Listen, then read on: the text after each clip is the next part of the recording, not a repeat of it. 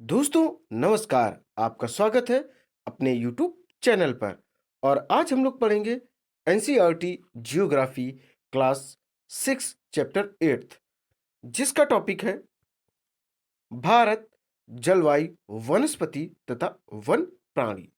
अर्थात भारत की जलवायु कैसी है और कैसी वनस्पतियां पाई जाती और कैसे वन्य जीव इनके साथ कोऑर्डिनेशन में रहते हैं।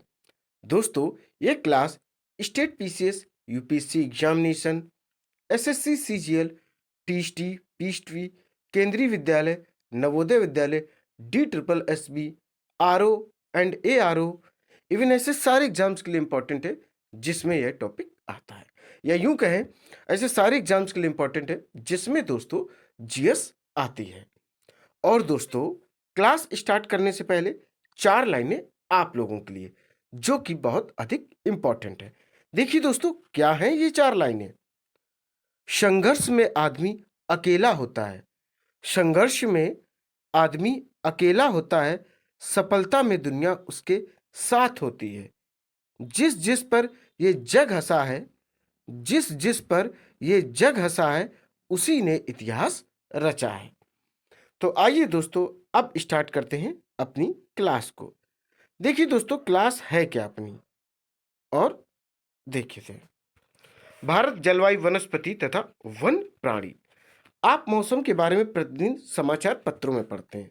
तो आपको बता दें दोस्तों भारत में 3 प्रकार के मौसम होते हैं।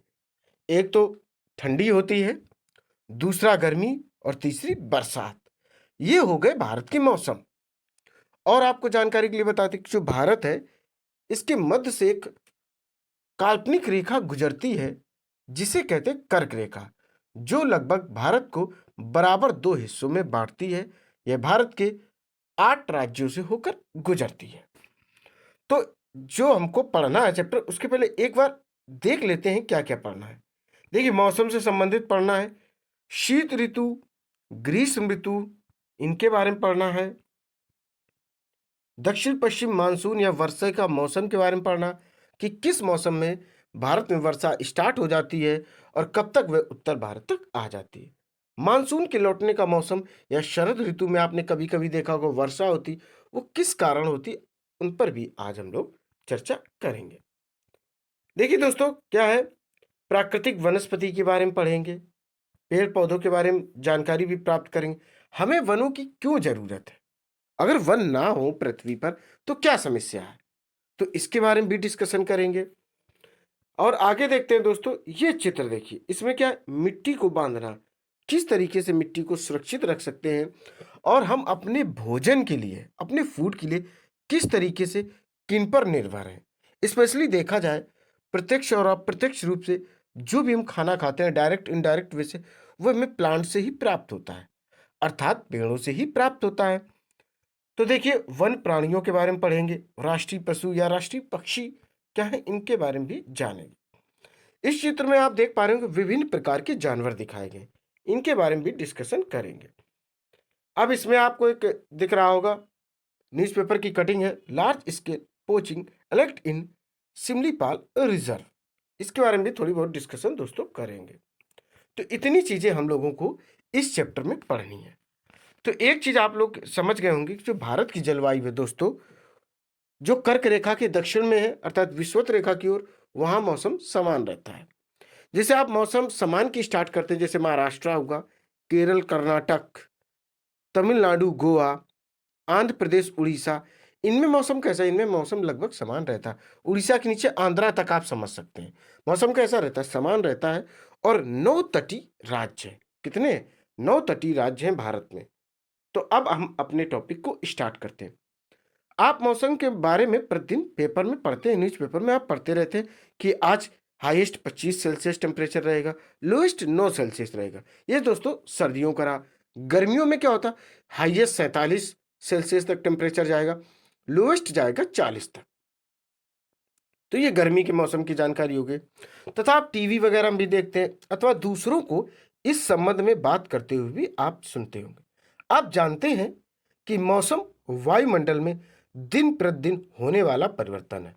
कभी अगर आपसे पूछा जाए मौसम क्या होता है, तो जो पूरे दिन का टेम्परेचर होता है हाईएस्ट और लोवेस्ट, यही क्या कहलाता है? मौसम कहलाता है। कभी पूछा जाए औसत मौसम, तो हाईएस्ट लोवेस्ट को क्या करें? ऐड कर दें, 2 से डिवाइड कर दें, तो एवरेज सीजन या जो औसत मौसम है वह निकल कर सामने आ जाता है। इसमें तापमान, वर्षा तथा सूर्य का विकिरण इत्यादि शामिल हैं। क्या क्या है? देखिए, वर्ष तापमान है, वर्षा तथा सूर्य का विकिरण आदि शामिल है। उदाहरण के लिए मौसम कभी गर्म या कभी ठंडा होता रहता है। कभी कभी आसमान में बादल छा जाते हैं, तो कभी वर्षा भी होती है। आपने ध्यान दिया होगा कि जब बहुत दिनों तक मौसम गर्म रहता है, तब आपको ऊनी वस्त्रों की आवश्यकता नहीं पड़ती। क्या आप लोग मई जून में स्वेटर पहनते? नहीं पहनते। लास्ट दिसंबर और जनवरी की स्टार्टिंग में आप लोग स्वेटर पहनते हैं, क्योंकि इस समय उत्तर भारत में कड़ाके की ठंड होती है। और आप सभी ने सुना भी होगा कि 22 दिसंबर के बाद विंटर वेकेशन भी होता है, क्योंकि ऐसा माना जाता है, ऐसा मौसम विभाग के तरफ से जानकारी होती है कि 22 दिसंबर के बाद या 24 दिसंबर के बाद ठंड काफी होती है। इसके विपरीत ऐसे भी दिन होते हैं जब आपको ऊनी वस्त्रों के बिना ठंड लगती है। ठंडी और तेज हवाएं चलती इन दिनों में आप गर्म चीजें खाना पसंद करते हैं। सामान्यतः भारत में प्रमुख मौसम होते हैं। दिसंबर से फरवरी तक ठंडा मौसम रहता है, जिसे सर्दी का मौसम कहते हैं। मार्च से लेकर मई तक गर्म मौसम रहता है। जून से सितंबर तक दक्षिण पश्चिमी मानसून का मौसम वर्षा रहता। कभी आपसे पूछा जाए बारिश सबसे पहले कहां से होती? ये केरल से प्रवेश करती है जून में। क्या? जून में प्रवेश करती है, स्टार्टिंग जून में, और जुलाई स्टार्टिंग या एंड जून में ये उत्तर भारत तक मौसम आ जाता है। आता ये कौन सा मौसम होता है? ये दक्षिण पश्चिमी मानसून मौसम होता। इसी के कारण वर्षा होती है। इसी के कारण दोस्तों लगभग पूरे भारत में वर्षा हो जाती है। बट राजस्थान वाला और दिल्ली वाला कुछ एरिया छूट भी जाता है कभी कभी, बट दिल्ली में तो बारिश होती रहती है। तो आप एक मोटी बात समझ लें कि जो स्टार्टिंग में वर्षा होती, शुरुआती दौर में बारिश, वो दक्षिण पश्चिम मानसून के कारण वर्षा होती है। अक्टूबर और नवंबर में मानसून के लौटने का मौसम होता, इसे शरद ऋतु कहते। इसमें भी कभी कभी दोस्तों बारिश हो जाती है। अब आपके सामने है शीत ऋतु। हम सभी जानते हैं कि ठंडी का मौसम कैसा होता है। इसमें ऊनी कपड़े पहनते, गर्म चीजें खाने का मन होता है, जैसे चाय हो, पकौड़ा हो, इस तरीके की चीजें जो शरीर को गर्माहट दे, काजू बादाम इत्यादि चीजें लेने का मूड बना रहता है दोस्तों।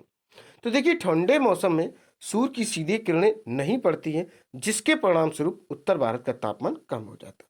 कभी आपसे इस तरीके का क्वेश्चन पूछा जाए कि उत्तर भारत में शीत ऋतु क्यों होती है, तो आप कह सकते हैं शीत ऋतु इसलिए होती है क्योंकि उस समय जो सूर्य की किरणें होती हैं वह सीधी नहीं पड़ती हैं उत्तर भारत पर, इसलिए दोस्तों उत्तर भारत में ठंडी होती है। या यूं कहें कर्क रेखा पर सीधी नहीं पड़ती हैं, तो ऐसे भी आप समझते हैं। और जो कर्क रेखा स्थित है 23.5 अंश पर स्थित है। अब जो अन्य टॉपिक है वह है ग्रीष्म ऋतु। ग्रीष्म ऋतु को दोस्तों कहते हैं गर्मी का मौसम। क्या कहते हैं? गर्मी का मौसम दोस्तों इसको कहते हैं। कैसे समझो? गर्मी का मौसम मई से कहाँ से स्टार्ट होता? मार्च से लेकर यह मई तक लगभग चलता है। कब तक चलता? मार्च से लेकर मई तक यह चलता है। इसके बाद बरसात आ जाती है। तो दोस्तों इसमें क्या होती? खूब गर्मी लगती, टेम्परेचर 47 48 तक चला जाता है। तो देखिए, गर्मी के मौसम में सूर्य की जो किरणें होती अधिकतर सीधी पड़ती, इसलिए दोस्तों गर्मी होती है। तापमान क्या होता? बहुत अधिक हो जाता। दिन के समय गर्म एवं शुष्क पवन चलती हैं, जिसे लू कहा जाता है। जो गर्म हवाएं चलती हैं क्या होती हैं? उनको दोस्तों लू कहा जाता है। इसको भी आप लोग जरूर याद रखें। देखिए, आपको एक पैराग्राफ दिया गया है, इसको भी आओ थोड़ा बहुत पढ़ लेते, समझ लेते। हमारे देश के सभी भागों में लोग अपने क्षेत्रों में पाए जाने वाले फलों के ठंडे पेय, जिसे शरबत कहा जाता है, का सेवन करते हैं। ये गर्मियों में मैक्सिमम ग्लूकोज, शरबत, शिकंजी ये सब बना के दोस्तों पी जाती है। किसमें? गर्मी के मौसम में। ये पेय पदार्थ प्यास को बुझाने के सबसे अच्छे साधन है तथा लू के दुष्प्रभावों से हमारे शरीर की रक्षा करते हैं। लू मतलब क्या है? वही गर्म हवा जो क्या चलती गर्मियों के मौसम में चलती है। ये व्यक्ति के अंदर पानी की कमी कर देती, अर्थात डिहाइड्रेशन कर देती, जिससे क्या होता है, सिर दर्द, चक्कर आना, चक्कर खाकर गिर जाना। आपने सुना होगा कि कोई बच्चा मैदान में क्रिकेट खेल रहा था, गर्मी के मौसम में उसे चक्कर आ गए गिरे, तो क्या था, टेम्परेचर ज़्यादा था, तो उसकी बॉडी से जो पानी था वह वाष्पित हो रहा था। क्या हो रहा था, वाष्पित हो रहा था। इसलिए लू विभिन्न प्रकार की समस्या उत्पन्न करता, व्यक्ति के हेल्थ को अफेक्टेड करते हैं। ठीक है, तो देखिए क्या होता तथा लू के दुष्प्रभावों से हमारे शरीर की रक्षा करते हैं। क्या आपने कभी आम, बेल, नींबू, इमली, तरबूज तथा दही का शरबत जैसे छाछ, मट्ठा, मोरी इत्यादि पिए हैं? बहुत से लोग केला तथा आम के मिल्क शेक भी बनाते हैं। गर्मी की बात दोस्तों, पहली वर्षा में आनंद प्रदान करती है।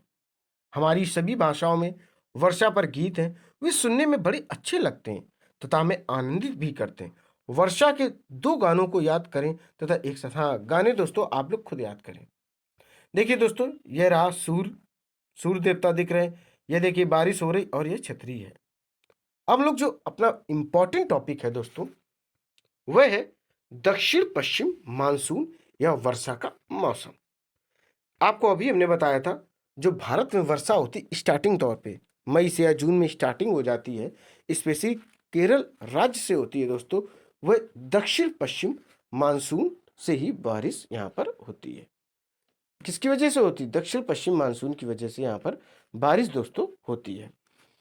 आइए अब थोड़ा सा आगे इसमें पढ़ते हैं और समझने की कोशिश करते हैं कि ये मैटर क्या है। देखिए दोस्तों, यह मानसून के आने तथा आगे बढ़ने का मौसम है। इस समय पवन बंगाल की खाड़ी तथा अरब सागर से स्थल की ओर बहती, वे अपने साथ नमी मिलाती। जब ये पवन पहाड़ों से टकराती हैं तब वर्षा होती है। क्या होती, तब दोस्तों यह वर्षा करती है। फिर से इसको समझ लें। देखिए यह क्या होता, मानसून आने का होता, इस समय जो पवनें होती, हवा होती, वह बंगाल की खाड़ी तथा अरब सागर से स्थल की ओर बहती, वे अपने साथ नमी लाती, और यही नमी जब पहाड़ों से टकराती है तो वर्षा करती है। क्लियर। अब आगे देखते हैं, अगला है मानसून के लौटने का मौसम या शरद ऋतु। जब मानसून लौटता है तो आपने कभी कभी सर्दी में हल्की फुल्की बारिश आपने देखी होगी, जो कि गेहूं की फसलों के लिए बड़ी इंपॉर्टेंट होती है। देखिए इस समय क्या होता है, पवन स्थल भागों से लौटकर बंगाल की खाड़ी की ओर बहती है। यह मानसून के लौटने का मौसम होता है। भारत के दक्षिणी भागों, विशेषकर तमिलनाडु तक आंध्र प्रदेश में इस मौसम में वर्षा होती है। अगर कभी आपसे पूछा जाए कि जब मौसम लौटता है, ठीक है, और जब मौसम लौटता है तो किन राज्यों में वर्षा होती है, एक तो टीएन तमिलनाडु, दूसरा एपी आंध्र प्रदेश। किसी स्थान पर अनेक वर्षों वर्षा में मापी गई मौसम की औसत दशा को जलवायु कहते। देखिए यहां पर आप समझे, जलवायु किसी कहते हैं, जलवायु एक दिन की बात तो है नहीं। जैसे हमने कह दिया अमेरिका की जलवायु ठंडी है, कनाडा की जलवायु ठंडी, अफ्रीका की जो मध्य जलवायु वह गर्म है। ठीक, अफ्रीका एक ऐसा द्वीप है जहां से तीनों रेखाएं गुजरी। देखियो विषुवत रेखा, उत्तर में कर्क रेखा, दक्षिण में मकर रेखा, तीनों की तीनों रेखाएं जो हैं वह अफ्रीका महाद्वीप से गुजरी हैं। तो जलवायु क्या होती है, एक लंबे समय तक मौसम एक समान रहता, उसी को जलवायु कहते हैं। जलवायु को दोस्तों इंग्लिश में क्लाइमेट कहते हैं। देखिए किसी स्थान पर अनेक वर्षों में पाई गई मौसम की औसत दशा को जलवायु कहा जाता है। इसको आप लोग याद रखें, कभी कभी जलवायु की डेफिनेशन भी आ जाती है। तो एक लंबे समय तक मौसम की जो मौसम औसत होता है, मौसम की दशा जो होती है, जैसे मान लीजिए टेम्परेचर रहा कहीं पर 20 से नहीं 15 से 25 तक, ऐसे ही टेम्परेचर बना रहा रेगुलर, तो कह सकते हो वहां की जो जलवायु है वह सम है। ठीक है, और कहीं पर टेम्परेचर 15 से अधिक जाता ही नहीं है तो वहां पर जलवायु ठंडी होगी। कुछ ऐसे भी द्वीप है, जैसे एशिया महाद्वीप के बारे में मैंने बताया दोस्तों, यहाँ पर कैसी जलवायु, गर्म जलवायु है। यहाँ का टेम्परेचर 30+ ही मैक्सिमम रहता है। कुछ ऐसे क्षेत्र हैं जो कर्क रेखा के ऊपर पाए जाते, वहां पर मौसम ठंडा भी रहता है दोस्तों। भारत की जलवायु को मोटे तौर पर मानसूनी जलवायु कहा जाता है। कभी ऐसे प्रश्न भी आते हैं, जो भारत की जलवायु है दोस्तों वह कैसी जलवायु है, उसे कौन सी जलवायु के या किस जलवायु के नाम से जाना जाता है। तो आप कह सकते हैं कि भारत की जलवायु दोस्तों मानसूनी जलवायु के नाम से जानी जाती है। मानसून जो शब्द है वह अरबी भाषा के मौसम से लिया गया है। जिसका अर्थ होता है मौसम। कभी आ जाए जो मानसून शब्द है वो किस भाषा का शब्द है, तो ये अरबी भाषा का शब्द है। और अरबी भाषा का एक शब्द था मौसम, उससे लिया गया, और इसका जो मीनिंग होता है वह मौसम होता है। भारत की स्थिति उष्ण कटिबंध में होने के कारण अधिकतर वर्षा मानसूनी पवन से होती है। पहली चीज यहां पर इंपॉर्टेंट बात समझे, जो भारत की स्थिति है वह उष्ण कटिबंधीय है। कैसी है? भारत की स्थिति उष्ण कटिबंधीय है। दूसरी चीज, अधिकतर जो वर्षा होती है वह मानसूनी पवन से होती है। भारत में कृषि वर्षा पर निर्भर है। अच्छे मानसून का मतलब है पर्याप्त वर्षा तथा प्रचुर मात्रा में फसलों का उत्पादन। अगर अच्छे मानसून कहा जाए in the sense of India, तो आप कह सकते हैं पर्याप्त वर्षा तथा प्रचुर मात्रा में फसलों का उत्पादन। ठीक है दोस्तों, अब आगे बढ़ते हैं। देखिए दोस्तों, अब यहां से स्टार्ट करते हैं। किसी स्थान की जलवायु उसकी स्थिति, ऊंचाई, समुद्र से दूरी तथा उच्चावच पर निर्भर करती है। अब फिर यहां पर दोस्तों इंपॉर्टेंट टॉपिक आ गया है। यहां से आप देखें, कभी ऐसा क्वेश्चन भी आ सकता है कि जो जलवायु है, जैसे किसी स्थान की जलवायु है वो किन बिंदुओं पर निर्भर करती है, तो आप कह सकते हैं स्थिति, ऊंचाई, समुद्र से दूरी और उच्चावच पर निर्भर करती है। इसलिए हमें भारत की जलवायु में क्षेत्रीय विभिन्नता का अनुभव होता है। जैसे जम्मू कश्मीर ले लो, ठंडी है दबा के। तमिलनाडु चले जाओ, नॉर्मल है, लोग शर्ट और लुंगी में घूम रहे हैं। बट जम्मू कश्मीर में ऐसा नहीं। उत्तर भारत में दिसंबर में गजब की सर्दी होती है। महाराष्ट्र, गोवा, केरल, तमिलनाडु, कर्नाटका में चले जाओ, कहीं सर्दी नहीं। वही लुंगी और टी शर्ट में लोग शर्ट में आराम से घूमते हुए मिल जाएंगे। तो ये क्षेत्रीय विभिन्नता हो गई। राजस्थान के मरुस्थल में स्थित जैसलमेर तथा बीकानेर बहुत गर्म स्थान है। दोस्तों जैसलमेर में क्या है? थार मरुस्थल है। कौन सा? थार मरुस्थल दोस्तों है, जो भारत का एक मरुस्थल है। और जैसलमेर तथा बीकानेर बहुत गर्म स्थान भी होते हैं। अगर यहाँ पर आपको घूमने भी जाना है तो कोशिश करें आप लास्ट सितंबर में घूमने जाएं या स्टार्टिंग नवंबर में जाएं। कभी भी भूल कर दोस्तों आप लोग मई जून में ना चले जाएं। जबकि लद्दाख के द्रास एवं कारगिल में बर्फीली ठंड पड़ती है। और लद्दाख के कुछ स्थान है जैसे दास हो गया, द्रास जिसको कहते हैं, या कारगिल में बर्फीली ठंड पड़ती है। तटीय क्षेत्र जैसे मुंबई तथा कोलकाता की जलवायु कैसी होती? मध्यम होती। वे ना ही अधिक गर्म है और ना ही अधिक ठंडे होते हैं। समुद्र तट पर होने के कारण ये स्थान बहुत अधिक आर्द्र होते हैं। चिपचिपी टाइप की होती, नमी टाइप की होती। कैसी होती? नमी टाइप की यहाँ पर रहती है। विश्व में सबसे अधिक वर्षा मेघालय में स्थित मौसिनराम में होती है। देखिए ये बड़ा फेमस क्वेश्चन है और मुझे उम्मीद है कि आप सबको इसके बारे में पता भी होगा।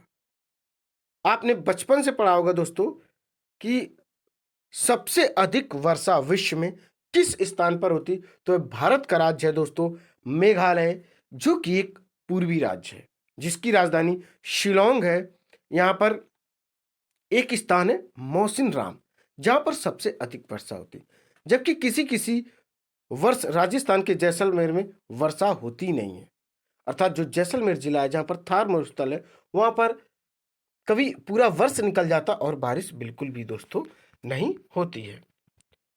देखिए दोस्तों, अब यहां से हम लोग स्टार्ट करेंगे कुछ प्राकृतिक वनस्पति। तो आइए अब स्टार्ट करते हैं प्राकृतिक वनस्पति। तो सबसे पहले आप वनस्पति का कॉन्सेप्ट समझ लें। वनस्पति के अंतर्गत विभिन्न प्रकार के पेड़ पौधे आते हैं। अगर स्पेशली वनस्पति का अध्ययन करना हो तो उसे वनस्पति विज्ञान कहते हैं, इंग्लिश में बॉटनी कहा जाता है। और जो बॉटनी के पितामह थे वह थे Theophrastus. The study of plants, अर्थात वनस्पति वह शाखा है जिसके अंतर्गत हम लोग विभिन्न प्रकार के पेड़ पौधों का अध्ययन करते हैं, उसे वनस्पति कहते हैं या वनस्पति विज्ञान भी कहते हैं, बॉटनी। और इसके पितामह कौन थे? थियोफ्रेस्टस थे। तो हम अपने चारों तरफ विभिन्न प्रकार के पादप जीवन देखते हैं, आसपास विभिन्न प्रकार के पेड़ पौधे देखते हैं, घास देखते हैं, उनमें विभिन्न प्रकार के आप जीवों को, चींटी को या अन्य कीड़ों को भी आप देखते रहते हैं। तो दोस्तों होता क्या है, देखिए हम अपने चारों तरफ विभिन्न प्रकार के पादप जीवन देखते हैं। हरे घास वाले मैदान में खेलना कितना अच्छा लगता है। कुछ पौधे छोटे होते हैं जिन्हें झाड़ी कहा जाता है, जैसे कैक्टस तथा फूलों वाले पौधे इत्यादि। कैक्टस क्या होता है? नागफनी इसको कहते हैं। इसके अतिरिक्त बहुत से लंबे वृक्ष होते हैं। उनमें से कुछ के नाम, कुछ बहुत शाखाएं, कुछ लंबी शाखाएं तथा पत्तियां भी होती, जैसे नीम, आम, तथा कुछ वृक्ष ऐसे होते हैं जिनमें पत्तियों की मात्रा बहुत कम होती, जैसे नारियल। नारियल का दक्षिण भारत में स्पेशली पाया जाता है, और यहाँ पर क्या है, इसकी जो पत्तियां कम होती हैं। घास, झाड़ियां तथा पौधे जो पौधे जो बिना मनुष्य की सहायता से उपजते हैं, उन्हें प्राकृतिक वनस्पति कहा जाता है। अब इंपॉर्टेंट बात यहां पर समझिए कि आपसे पूछा जाए वनस्पति क्या है, तो आप कह सकते हैं जो पेड़ पौधे जितने पाए जाते हैं उनको वनस्पति कहते हैं। दूसरी बात, प्राकृतिक वनस्पति क्या है? ऐसी वनस्पति जो बिना किसी मनुष्य की सहायता से उपजे, उसे प्राकृतिक वनस्पति कहते हैं। क्या आप कभी ये नहीं सोचते कि ये एक दूसरे से किस प्रकार भिन्न, अलग अलग जलवायु में अलग अलग प्रकार की वनस्पति पाई जाती है? इनमें वर्षा की मात्रा सबसे महत्वपूर्ण होती है। जलवायु की विभिन्नता के कारण भारत में अलग अलग तरह की वनस्पतियां पाई जाती हैं। ये देखिए, उष्णकटिबंधीय वर्षा वन। देखिए कितनी, ये आपको एक जंगल की फोटो दिख रही, चारों तरफ हरे भरे पेड़ पौधे हैं। देखिए भूमि परत किस तरीके से ये पेड़ पूरा खड़ा है। देखिए 5 मीटर, 1.5 मीटर, ये सब ऊंचाई दी गई है। कुछ पेड़ों की जैसे झाड़ी वाली परत है, ठीक है, तरुण वृक्ष है 20 मीटर तक, 40 मीटर तक, वितान, उद्गामी 60 मीटर, सर्वाधिक ऊंचे। ये सब चीजें दोस्तों, यूकेलिप्टस का जो पेड़ होता है दोस्तों, वह लगभग काफी लंबा पेड़ होता है। ठीक है दोस्तों, अब आगे बढ़ते हैं हम लोग। हमें वनों की जरूरत क्यों है? सोचिए, अगर पृथ्वी पर एक भी पेड़ पौधा ना हो तो दोस्तों तय है, ना तो आप जीवित रह पाएंगे, ना आपको भोजन प्राप्त होगा।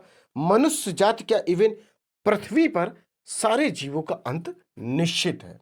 इसीलिए कहा जाता है कि अधिक से अधिक पेड़ों को लगाएं, क्योंकि पेड़ों में एक क्रिया होती है जिसका नाम होता है प्रकाश संश्लेषण। इसको इंग्लिश में फोटोसिंथेसिस कहते हैं। इस क्रिया के दौरान हरे पेड़ पौधे अपना भोजन बनाते हैं। जो वातावरण में उनको कार्बन डाइऑक्साइड मिलती है, उसको वो अवशोषित करते हैं सूर्य प्रकाश की उपस्थिति में, और उसी दौरान वो ऑक्सीजन उत्पादित करते, अर्थात ऑक्सीजन रिलीज करते हैं। ऑक्सीजन का फार्मूला O2 होता है। इसे जीवनदायिनी गैस कहा जाता है। यह श्वसन क्रिया के लिए इवन पृथ्वी पर लगभग सभी प्राणियों के लिए इंपॉर्टेंट है, और लगभग 50 से 60% जो ऑक्सीजन प्राप्त होती है वह अमेजोन के जंगलों से प्राप्त होती है। तो दोस्तों, जब भी वक्त मिले तो एक पौधा जरूर लगाएं। देखिए, वन हमारे लिए बहुत ही लाभदायक है। ये विभिन्न कार्य करते हैं। पेड़ पौधे ऑक्सीजन छोड़ते हैं जिसे हम सांस के रूप में लेते हैं, तथा कार्बन डाइऑक्साइड को ग्रहण करते हैं। पेड़ पौधों की जड़ें मिट्टी को बांध कर रखती हैं, तथा इस प्रकार वे मिट्टी के अपरदन को भी रोकते हैं। आप एक पौधा लगाएं, उस पौधे को जब उखाड़ते हैं तो उसके साथ कुछ बहुत मिट्टी भी निकल कर आ जाती है। तो वो क्या करता है, पेड़ पौधे की जो जड़ें होती हैं वह भूमि के अंदर मिट्टी को पकड़ कर रखती हैं। जब वो मिट्टी को पकड़ कर रखेंगी तो मिट्टी किसी भी तरीके से बहेगी नहीं, अर्थात अपरदन की जो क्रिया है दोस्तों वह नहीं होगी। अपरदन का मतलब होता है मिट्टी की जो ऊपरी परत है उसका घिस जाना, ऊपरी परत का खत्म हो जाना, या एक स्थान से दूसरे स्थान पर चले जाना। देखिए दोस्तों, वनों से क्या होता है, वनों से हमें ईंधन क्या क्या प्राप्त होता है, आइए इतना देख लेते हैं। ईंधन प्राप्त होता है, ईंधन लकड़ी, चारा, जड़ी बूटियां, लाख, शहद, गोंद, देखिए इत्यादि कितनी चीजें प्राप्त हो रही। एक आप मोटी बात समझो, अगर पेड़ पौधे ना हो तो खाना नहीं मिल पाएगा। प्रत्यक्ष और अप्रत्यक्ष रूप से हम अपने भोजन के लिए जो है पेड़ पौधों पर निर्भर करते हैं। कुछ एक ऐसे पदार्थ हैं, भोज्य पदार्थ में आते हैं, वो पेड़ पौधों से प्राप्त नहीं होते, जैसे नमक। नमक स्पेशली समुद्र से बनाया जाता है, ठीक। बाकी जितनी चीजें हैं, चाहे वेज हो चाहे नॉन वेज हो, दोनों चीजें लगभग पेड़ पौधों से प्राप्त होती है।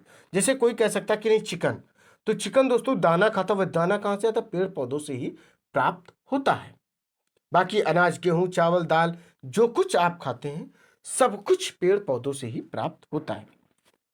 देखिए, जो वन होते हैं वन जीवों के प्राकृतिक निवास भी होते हैं। पेड़ों की अंधाधुंध कटाई के कारण भारी मात्रा में प्राकृतिक वनस्पतियां समाप्त हो गई हैं।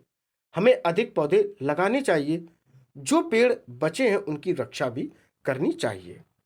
आप लोगों ने सुंदरलाल बहुगुणा का नाम सुना होगा। इन्होंने चिपको आंदोलन की शुरुआत की थी उत्तर भारत में। जिस क्षेत्र में ये रहा करते थे वहां पर पेड़ों की कटाई हो रही थी, तो ये प्लस इनके समूह में जितने लोग थे ये पेड़ों से जाकर चिपक जाते हैं और पेड़ काटने वाले से कहते पहले मुझे काटें, बाद में इन हरे भरे पेड़ों को काटें। वहीं से चिपको आंदोलन की शुरुआत हुई थी। उसमें कई लोगों ने अपनी जान भी दे दी थी। पेड़ों की अंधाधुंध कटाई के कारण भारी मात्रा में प्राकृतिक वनस्पतियां समाप्त हो गई हैं। हमें अधिक पौधे लगाने चाहिए, जो पेड़ बचे हैं उनकी रक्षा भी करनी चाहिए एवं लोगों को पेड़ों के महत्व के बारे में भी बताना चाहिए। हम लोग कुछ खास आयोजन जैसे वन महोत्सव मनाकर अधिक से अधिक लोगों को इस प्रयास में शामिल कर सकते हैं तथा पृथ्वी को हरा भरा रख सकते हैं। दोस्तों, मेरी आप लोगों से यही गुजारिश, जब भी आप एक अपना बर्थडे सेलिब्रेट करें, हर वर्ष करते हैं, तो एक पौधा जरूर लगाएं। क्या करें? एक पौधा दोस्तों जरूर लगाएं। जब भी आप बेहद खुश हो या अचीवमेंट करें तो एक पौधा जरूर लगाएं, क्योंकि इसी पौधे से किसी न किसी को ऑक्सीजन जरूर मिलती है। और दोस्तों, अभी महामारी का दौर रहा 2020, 21, 22 तक। स्पेशली 20 और 21 में दोस्तों आपको पता चल गया होगा ऑक्सीजन की वैल्यू। ऑक्सीजन सिलेंडर नहीं अवेलेबल हो रहे थे, लोग कितने भी रिच हो, कितने कुछ भी हो, बट सिलेंडर उनको ऑक्सीजन के मिल नहीं पा रहे थे और लोगों को तड़पते मरते हुए लोगों ने देखा है। तो दोस्तों, कोशिश करें कि अधिक से अधिक पेड़ पौधे लगाएं। देखिए दोस्तों, आपको एक चित्र दिखाते हैं। ये देखिए, वनों के उपयोग, मिट्टी को बांधना। देखिए, वनों से हम फर्नीचर अर्थात लकड़ी वगैरह, जो पेड़ पौधे सूख जाते हैं उससे लकड़ी प्राप्त होती, उससे हम क्या बना सकते हैं? मेज बना सकते हैं, क्रिकेट हॉकी खेलने का सामान बना सकते हैं, ईंधन लकड़ी खाना। देखिए पहले क्या होता, आज लगभग 15 साल से गैस सिलेंडर चलन में आ गए, 20 साल से तकरीबन। इसके पहले मैक्सिमम लोग चूल्हे में ही या लकड़ियों को जलाकर ही भोजन प्राप्त करते थे। चारा जो कि जानवर वगैरह खाते, उससे आश्रय लकड़ी से क्या होता था, या छप्पर वगैरह बनाकर या लकड़ी से लोग घर बनाकर भी निवास करते थे। विभिन्न प्रकार की दवाइयां प्राप्त होती हैं, पेड़ पौधों से ऑक्सीजन प्राप्त होता, शहद प्राप्त होता दोस्तों, जो सबसे जबरदस्त होता है। क्या होता? शहद एक ऐसा फूड प्रोडक्ट है जिसको आप कंप्लीट फूड कह सकते हैं। इसके अलावा विभिन्न प्रकार के फल प्राप्त होते हैं, गोंद प्राप्त होती है, लाख भी प्राप्त होते हैं। वन्य जीवों का प्राकृतिक निवास भी होते, शेर, चीते, भेड़ बकरियां, ये सब कहाँ? ये सब जंगलों में ही निवास करते। इमारती लकड़ी भी प्राप्त होती है, चंदन की लकड़ी जिसको कहते हैं वह भी प्राप्त होती, और रबड़ भी दोस्तों प्राप्त होती है। जिस रबड़ को आप विभिन्न कार्यों के लिए मॉडिफाई करके यूज करते हैं दोस्तों, वह रबड़ भी पेड़ पौधों से ही प्राप्त होती है। हम लोग आगे देखते हैं क्या है। अब अपने पास टॉपिक है दोस्तों वन। देखिए दोस्तों, अब जो अपने पास है वह है वन प्राणी। क्या है दोस्तों? वन प्राणी। इसमें क्या होता, विभिन्न प्रकार के वन जीवों का निवास कहाँ है? जंगलों में होता है। अब देखिए, जो विभिन्न प्रकार के जानवर थे वो क्या है, उनकी प्रजातियां धीरे धीरे कम हो रही या खत्म हो रही हैं। इसलिए जो प्रजातियां धीरे धीरे संकटापन है या खत्म हो रही हैं, उनको एक बुक में स्टोर किया जाता है। उनकी जातियां किसमें लिखी जाती? Red data book. Red data book में इनकी विभिन्न प्रकार की जो प्रजातियां खत्म हो रही उनको संरक्षित किया जाता है, उनके बारे में चर्चा मिलती है। वन जो है, विभिन्न प्रकार के वन जीवों का निवास होता है। वनों में जंतुओं की हजारों प्रजातियां तथा बड़ी संख्या में विभिन्न प्रकार के सरीसृपों, उभयचरों, पक्षियों, स्तनधारियों, कीटों तथा कृमियों का निवास दोस्तों होता है। देखिए, जो बाघ है हमारा राष्ट्रीय पशु है। हम सभी को पता है जो हमारा बाघ होता है वह क्या है? राष्ट्रीय पशु है, नेशनल एनिमल है। यह देश के विभिन्न भागों में पाया जाता है। गुजरात के गिर वन में एशियाई शेरों का निवास है। जो गिर वन है दोस्तों, यह एशियाई शेरों के लिए पूरे वर्ल्ड में फेमस है। हाथी तथा एक सींग वाले जो गेंडे हैं वह दोस्तों असम में पाए जाते हैं। ठीक है, असम के जंगलों में घूमते हैं। कहाँ पाए जाते हैं? असम के जंगलों में। और यहाँ पर काजीरंगा में स्पेशली यह मिलते हैं। हाथी केरल एवं कर्नाटक में भी मिलते हैं। केरल और कर्नाटक क्या तटीय राज्य हैं।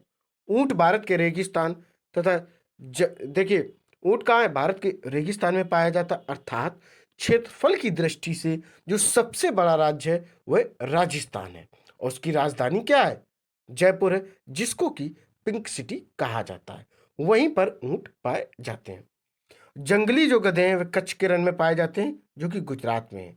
जंगली बकरी, हिम तेंदुआ, भालू इत्यादि हिमालय के क्षेत्र में पाए जाते हैं। इनके अतिरिक्त बहुत से दूसरे जानवर हैं, जैसे बंदर, सियार, भेड़िया, नीलगाय, चीतल इत्यादि भी हमारे देश में पाए जाते हैं। भारत में पक्षियों को भी ऐसी ही प्रचुरता है। मोर हमारा राष्ट्रीय पक्षी है। मोर क्या है? मोर हमारा एक राष्ट्रीय पक्षी है, नेशनल बर्ड है। भारत में पक्षी तोता, मैना, कबूतर, बुलबुल, बतख इत्यादि हैं। अन्य बहुत सारे राष्ट्रीय पक्षी उद्यान हैं जो पक्षियों को उनका प्राकृतिक निवास प्रदान करते हैं। उद्यान शिकारियों से पक्षियों की रक्षा करते हैं। क्या आप अपने क्षेत्र में पाए जाने वाले 5 पक्षियों के नाम लिख सकते हैं? दोस्तों 5 क्या, आप लोग 10 पक्षियों के नाम भी लिख सकते हैं। आसपास आसपास नजर दौड़ाइए और जो भी पक्षी आपको दिखाई पड़े उनको जरूर लिखें। लेकिन घर के अंदर मत नजर दौड़ाइए, बाहर जाकर किसी गार्डन वगैरह में देख सकते हैं।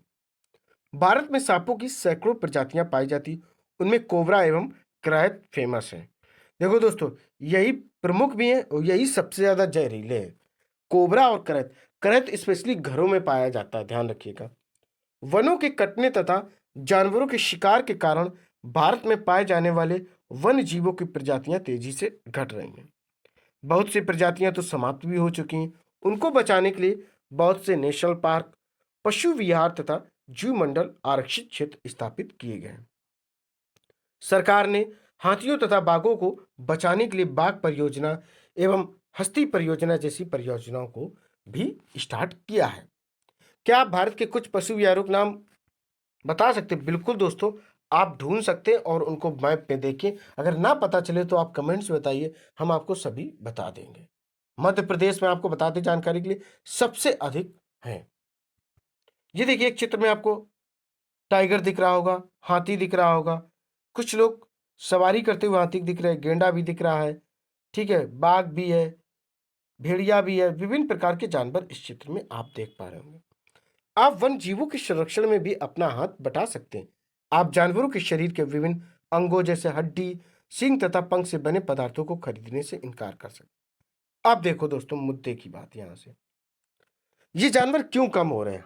हाथियों का शिकार क्यों हो रहा है? शेर चीतों का शिकार क्यों हो रहा है? या विभिन्न जानवरों का शिकार क्यों किया जा रहा है?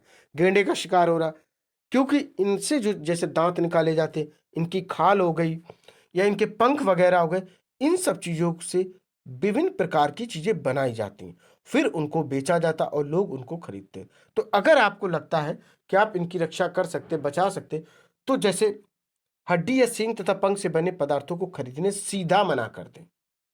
प्रत्येक वर्ष हम लोग अक्टूबर के पहले सप्ताह को वन्य जीव सप्ताह के रूप में मनाते हैं। अब ये क्वेश्चन बेहतरीन है कि हम लोग वन्य जीव सप्ताह के रूप में किस महीने में मनाते हैं? तो अक्टूबर के महीने में वन्य जीव सप्ताह के रूप में मनाते हैं, ताकि वन्य जीवों के निवास को संरक्षित करने के लिए जागरूकता लाई जा सके। ये देखिए दोस्तों, इसमें आप लोग एक पेपर की कटिंग देख पा रहे होंगे। देखिए क्या है, लार्ज स्केल पोचिंग अलग in Similipal reserve will centre wildlife lovers finally kiss and makeup more circus in the making. देखिए क्या होता है, ये विभिन्न प्रकार की चीजें हैं। Villages in tiger reserve must be relocated, इस तरीके की कटिंग वगैरह भी आप देख सकते हैं। शिकारी बाघों को क्यों मारते? उनकी खाल वगैरह के लिए उपयोग करने के लिए। अब देखें, एक टॉपिक है प्रवासी पक्षी। कुछ पक्षी पिंटेल, बत्तख, करलियू, फ्लेमिंगो, ऑस्प्रे, लिटिल स्टेंट प्रत्येक वर्ष सर्दी के मौसम में हमारे देश आते हैं। सबसे छोटी लिटिल स्टेंट, जिसका वजन 15 ग्राम कितना होता है? 15 ग्राम होता है, आर्कटिक प्रदेश से 8000 किलोमीटर की दूरी तय करके भारत आती है। अब यहां पर आप समझें, ऐसा कौन सा पक्षी है जो आर्कटिक प्रदेश से 8000 किलोमीटर की दूरी तय करके शीत ऋतु में भारत आता है? तो उसका नाम है लिटिल स्टेंट। क्या है? Little stent. इसका नाम होता है, इसका वेट होता है 15 ग्राम। तो इतनी चीज़ें दोस्तों आप लोगों ने पढ़ी है। आइए एक बार फटाफट देख लेते हैं कहाँ से पढ़ी है। देखिए, भारत जलवायु वनस्पति के बारे में हमने मौसम के बारे में पढ़ा, ठीक है। फिर शीत ऋतु के पढ़ा कि शीत ऋतु क्यों होती है और कैसी होती है। ग्रीष्म ऋतु के बारे में पढ़ा। इसके बाद हम लोगों ने सूरज के बारे में, देखिए ये ब्रैकेट में दिया गया था, और बरसात के बारे में पढ़ा।